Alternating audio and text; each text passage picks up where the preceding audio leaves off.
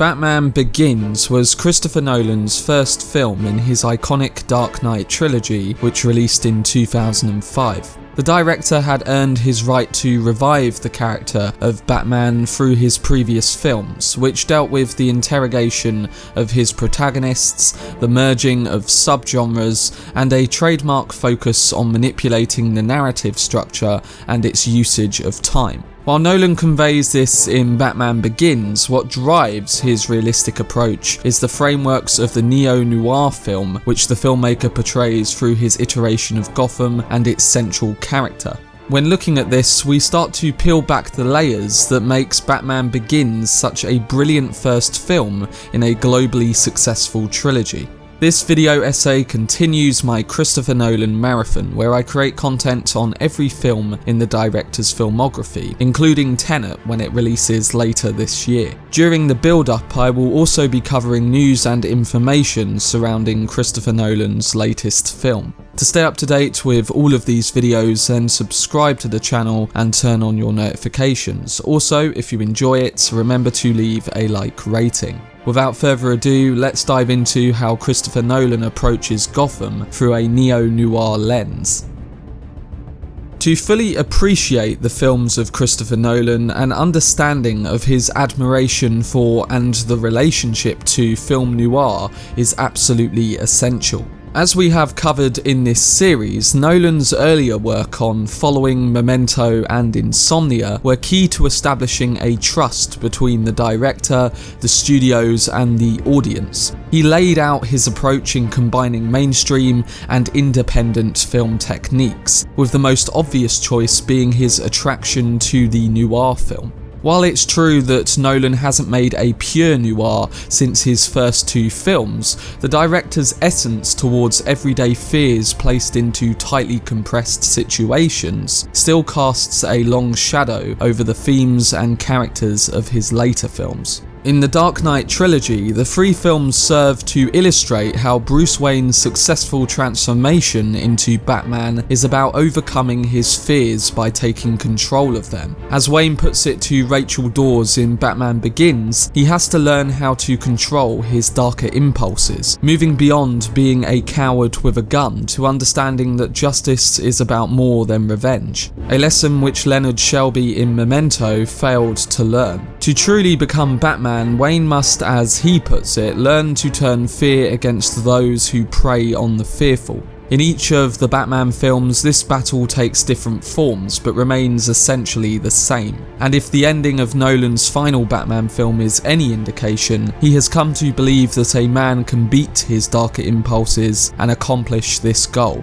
But this was all set in focus by Nolan's first entry in the Dark Knight Trilogy.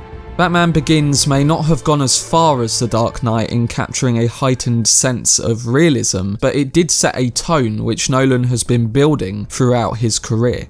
In keeping with classic film noir settings, Batman Begins predominantly shows Nolan's dark and hostile take on Gotham, through visualizations to convey mood, atmosphere and the overarching sense of fear. The streets of Gotham are usually shown at night, which creates a sinister and dangerous feel for the audience. The film also utilises the internal world that was often used in early film noir, as when Dr. Crane's victims are poisoned and the camera goes to a point of view shot where everything becomes distorted. However, what I find that really distinguishes this film as a neo-noir from the more old-fashioned film noir is the use of technology. Technology plays a large part in Batman Begins, just like in the classic neo-noirs such as Ridley Scott's Blade Runner. Batman Begins reflects on the current state of affairs when it comes to the rising technology and the problems it can cause. In the film, Gotham's criminals steal an air vaporizer created by Wayne Enterprises and decide to use it to poison the city's inhabitants. The film also shows how in today's society, technology is needed, as without the high-tech equipment, Bruce Wayne would not be able to be Batman. A great example is when Fox is showing Bruce certain devices like the memory cloth used for his cape, and even the brilliant first scene in the Tumbler. Everything has a militarized sense of realism that captures what a man like Bruce Wayne could do with all the money he seems to be resting on. Christopher Nolan himself has famously referenced Blade Runner as an influence for his realistic take on Gotham. He stated that on Batman Begins, they found themselves having to build the streets of Gotham and gravitated towards the visual treatment that Ridley Scott had come up with, in terms of how you could shoot these massive sets to make them feel real and not too much in the sense of it being overwhelming.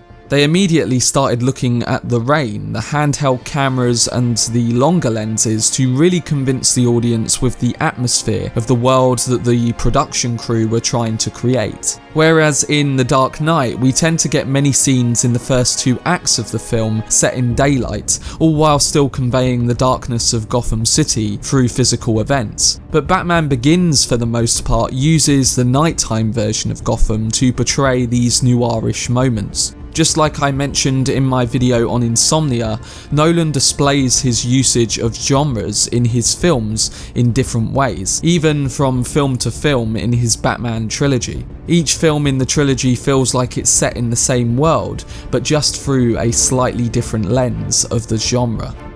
Batman Begins, being partly a superhero origin movie and also a neo-noir crime thriller, had to put one thing at the centre of its focus to really deliver on both subgenres, and this focus was the theme of fear surrounding its main protagonist.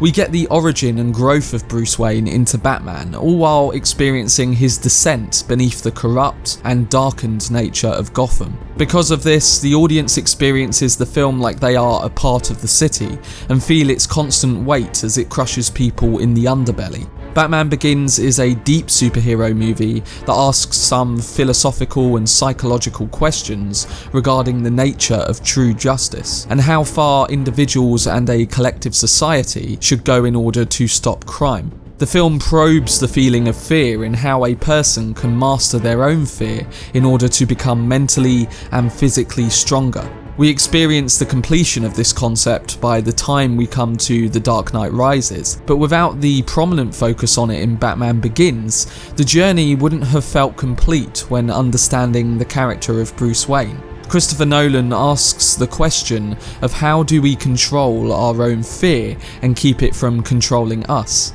Batman is a flawed superhero, but he is able to control his fear to become a legend. His symbolism helps Gotham City to rise up against corruption, crime, and to fight injustice. While he is only just a man without any real superpowers, he is able to inspire others to fight the good fight with his moral example. In a movie where there's not much hope, the Batman inspires others to believe in themselves and their city again. He is a regular man driven into action after going through a terrible tragedy. Instead of just being broken by what happened to him at a young age, he uses his pain and sorrow to motivate himself so that others don't suffer the same kind of tragedy. As a superhero and as a film character, Batman sets himself up as an example to follow for the audience, even if it's a fictional story. In the film, he comes up against another villain who desires to strike fear into the heart of Gotham's citizens. The Scarecrow, played by Cillian Murphy, uses fear toxin to poison people and make them do horrible things to others out of their fear for each other. Bruce Wayne must lead a double life, keeping his secrets safe, weed out corruption, and be able to combat 2 villains, which includes Liam Neeson's underrated Ra's al Ghul, who use fear to prey on the fearful. Instead of using fear against the citizens of Gotham, Batman uses his terrifying appearance to strike fear into the hearts of criminals and villains everywhere. While he understands that justice is never ensured for all criminals, he does not want to be a murderer himself, who decides the fate of all those enemies he fights and prevents. Batman wants to save Gotham City in the right way, even as he finds it to be an almost impossible task given that the lack of abilities he has. However, he discovers that he has help with the incorruptible officer James Gordon of the Gotham City Police Department and his friend Rachel Dawes, a district attorney who won't be brought off.